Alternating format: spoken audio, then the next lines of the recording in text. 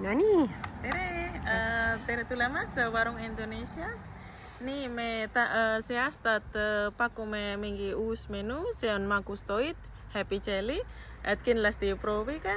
Ja siis siin on ka mingi pahklikrõpsud ja seda müüme ka, aga ainult teatud kogus ja kes kiire tuli, siis kes saab niimoodi. Kes ees see mees?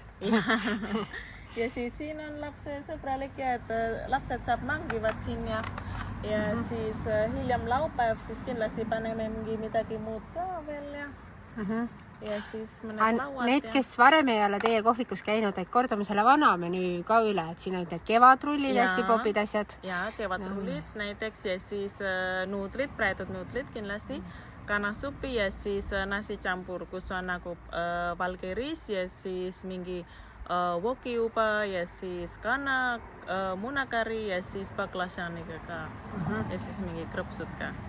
Ja teie ise olete ju Indoneesiast pärit ja kaua Eestis olete elanud? See aasta saab täis, et täpselt kohvikute päev on 5 aastat täis Eestis. Ja nii hea eesti keel, uskumatu. Ma ikka iga kord imestan. Ja selles suhtes, et teie oletegi nende toitudega üles kasvanud ja sellist toitu seal süüakse kodus. Mismoodi kartul ja kaste maitseb? Mulle väga maitseb, aga ma ise ei oska teha, siis peab küsima, et palun teha. Okei, aga kohtumiseni laupäeval ja kindlasti tasub Warung Indoneesia. Siit kohvikust läbi astuda, mida te avate? Kell 12 kuni rahvas jätkub, jah, just. Aga kohtumiseni. Kohtumiseni.